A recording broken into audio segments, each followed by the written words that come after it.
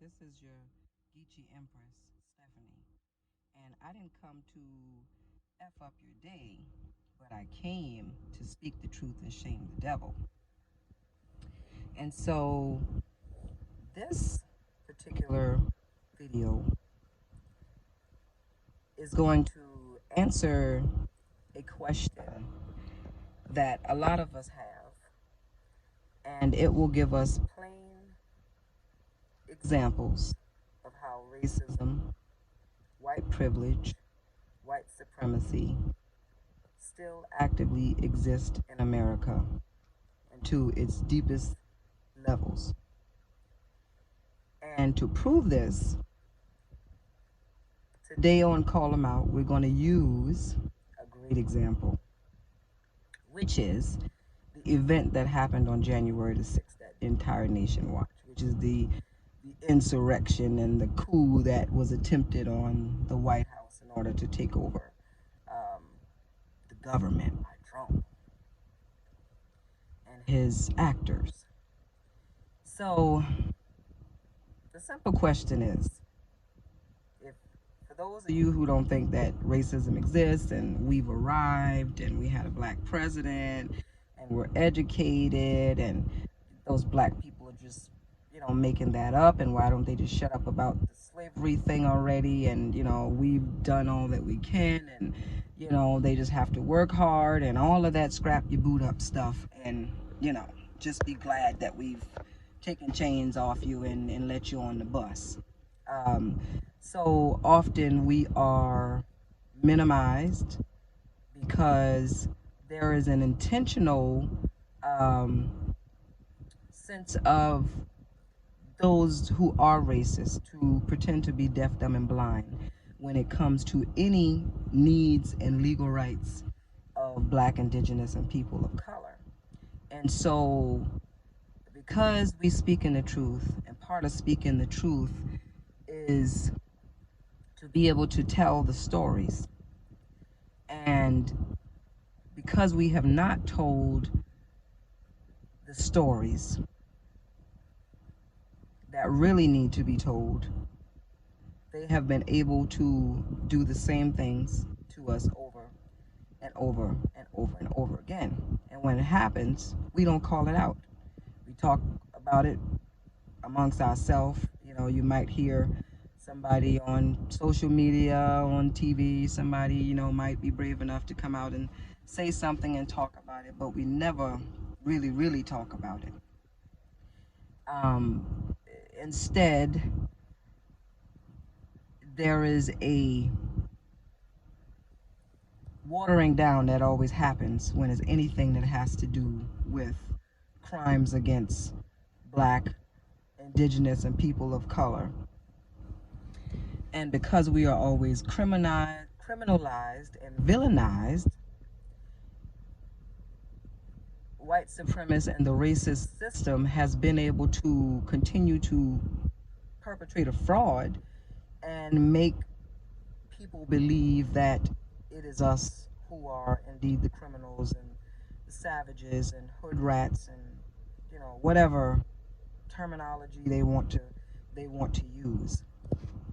But oh my God, I'm sure all the Black, Indigenous, and people of color in the world was sitting in front of their TV, radio, had their cell phones on, live news, because they were laughing and saying, oh my God, look at those white people on the TV trying to take over the government.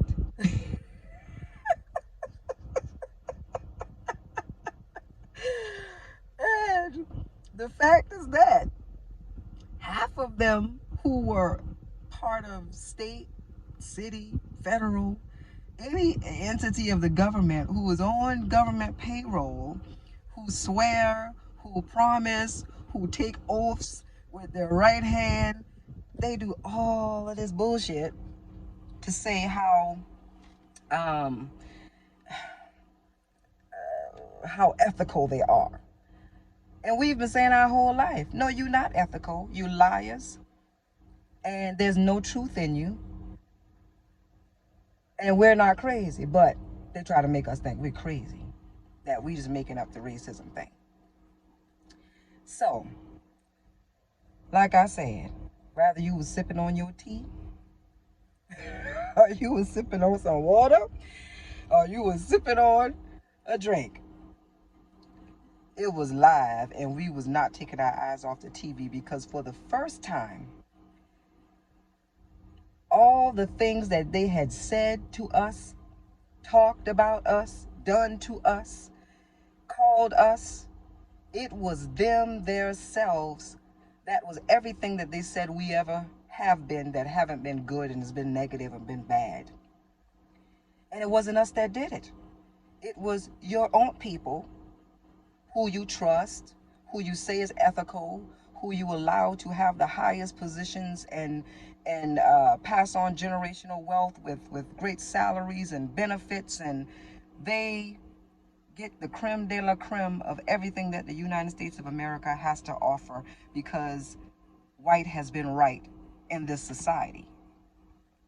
And so the opportunity finally came when Trump was elected, because what he did was he gave them the courage and the balls to come out and talk about Black and Indigenous and people of color and the heritage, you know, instead of the Confederate flag, and doing all of the mind fuckery to try to convince you that we don't hate niggas. We just talking about our heritage. Yeah, right. Same heritage that hung us on the trees, the same heritage that killed Emmett Till, the same heritage that raped us, beat us, mutilate us, did everything that they could. It exists. So Trump was the great white hope, because they had been praying to make America great again, which meant let's go back to when these niggas wasn't free and we could hang them, we could beat them, we could rape them, we could take them out their houses, we could burn their communities down, we could do anything we wanted to do, because we are the law and we have rule and dominion over them. And that's what their concept of Make America Great was. When Black, Indigenous, and people of color were second-class citizens that were slaves. And even when you were so-called free, it was then Jim Crow, so you still wasn't really free, because you had to get a pass and get permission. So it's just been lies that they've been telling from the beginning of time. And so when you think about what Trump ignited, the fire was already blazing. Like I said, they just needed somebody, the great white hope, to give them the balls and the guts to come out and say it and back them up legally, where they would not get into trouble if they pulled this off. And they were probably promised that if you do this for me, I'll make sure that none of you get convicted. I'll make sure that I take care of you, blah, blah, blah, blah, blah. Whatever the fuck they told them.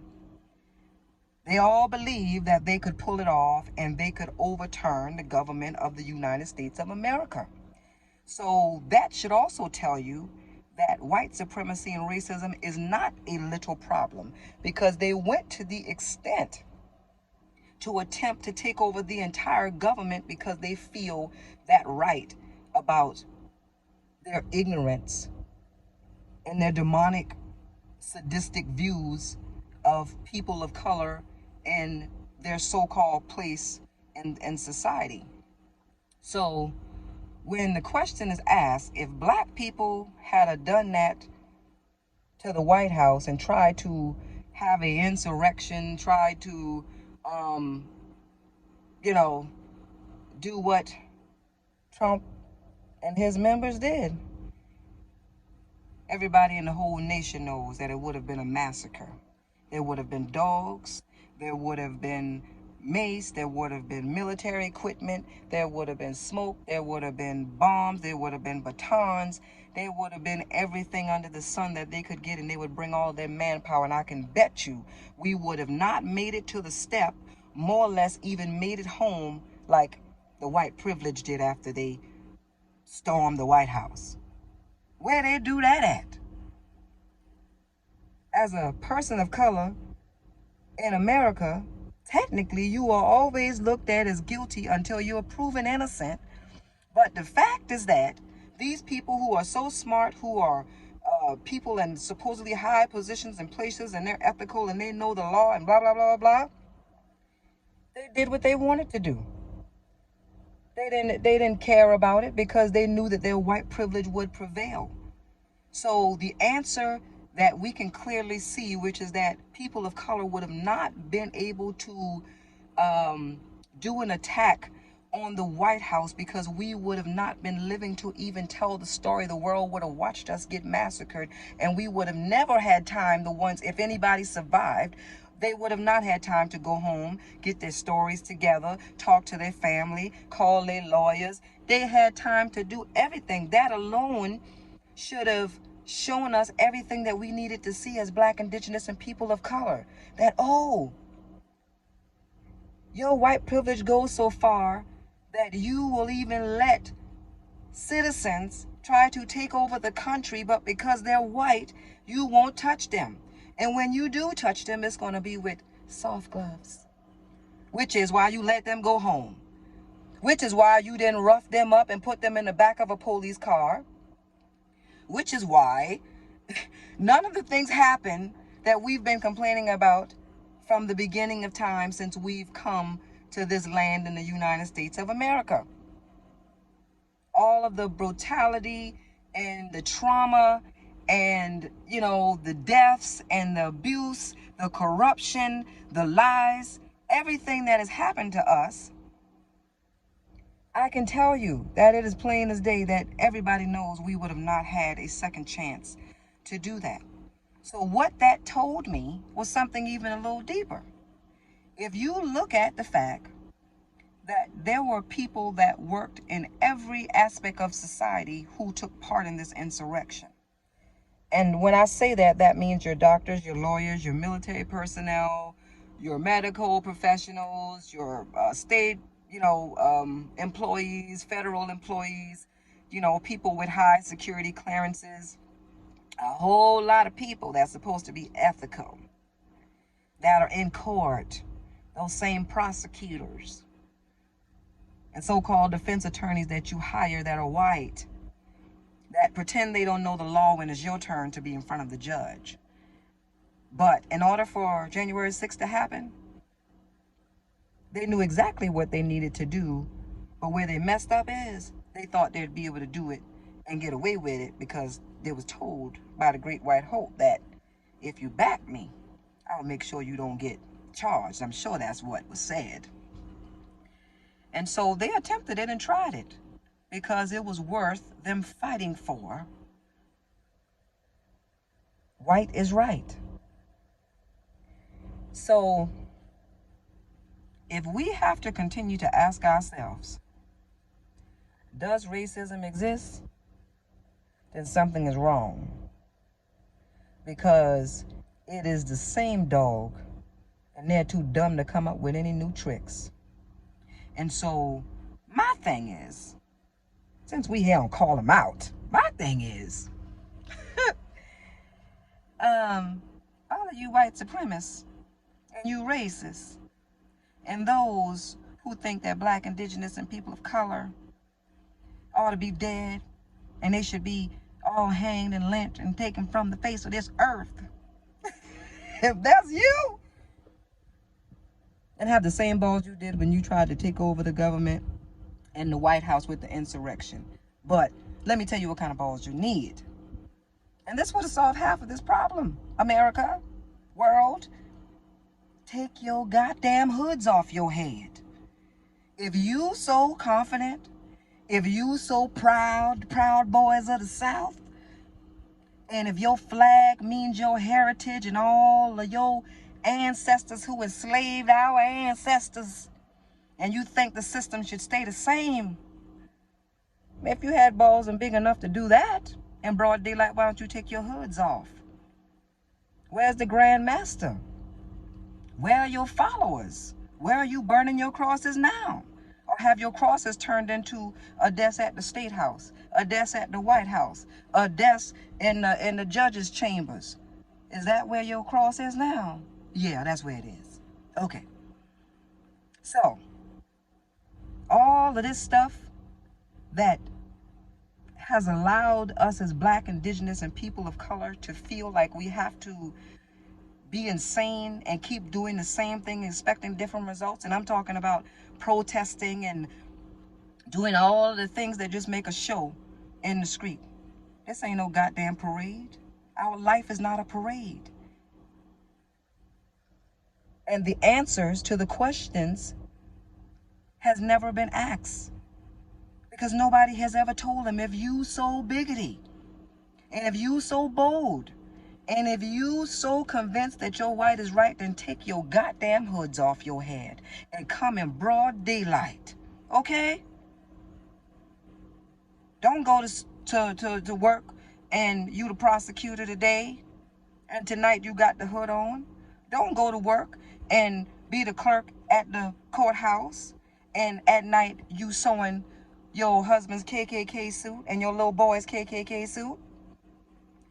Don't be a female senator or governor or doctor or whoever. I don't care if they children or adults, women or men. There are plenty of them that are active members of the Ku Klux Klan. And so the criminalization and stereotyping that white supremacists and the racist society has been able to perpetuate and to insinuate is only because they have been able to control the narrative, because they've placed all of their pawns and their rooks on the chessboard wherever they wanted to, and they told us, come on the chessboard, it's fair game. But they didn't tell you that underneath the chessboard they had a magnet moving all the pieces. They were just giving you the illusion that you were playing a fair game on the chessboard. So that's what our criminal justice legal system is. It is not only just an unfair game, it is a fraud. It is fake. And if they are ever honest, they would tell you that there is never going to be any intentions to make the laws, the Constitution, the Bill of Rights, nothing here in the United States and across the world that's going to ever make Black, Indigenous, and people of color really free. So that's why they were so comfortable doing what they wanted to do on January the 6th, because they realized that we own the system, we made the system. Everybody who is a part of it is a part of the good old boy society. And even if they are silent, like I said, it's like you still tied the noose and handed it to him. Because turning a blind eye, acting deaf, dumb, and blind when your white friends and family members and community members and anybody that's just white, you give them that privilege just as long as it ain't a nigga. So it's time out for all of these lies. And I challenge you, as a racist, as a white supremacist, as all of you folks out there that are proud to be a good old boy in the South and across the U.S. and wherever you at, that don't believe that Black and Indigenous and people of color have a place in society, and you want to kill us all, come out in broad daylight and take your hoods off so we can see who you really are. And then you can lose your job. You can empty your bank accounts and give all the citizens of the United States our goddamn money back for perpetrating a motherfucking fraud, all on our bill. So if you don't like us, then you don't have to talk to us. If you don't want to see us, then don't fucking look. If you don't want to live next to us, then move. But what you must do now is speak the truth and shame the devil. So if you proud to be white and racist, and if you proud to be part of that whole crew, again, I challenge you to take your hoods off. Because it is a new day and a new time. But y'all are still the same old dogs with no new tricks. And so the fact that slave was replaced with mass incarceration and all of the things that you have tried to do that doesn't appear to make Black, Indigenous, and people of color second-class citizens, because you just don't say the words anymore, and so you can't make it appear as if it's discrimination and racism and that we have to look like we're fair, you know? So, oh, I'm telling you, it's funny. But the joke ain't gonna be on us, it's gonna be on you. So, I will talk to you next time. This has been Geechee Empress on CallEm Out.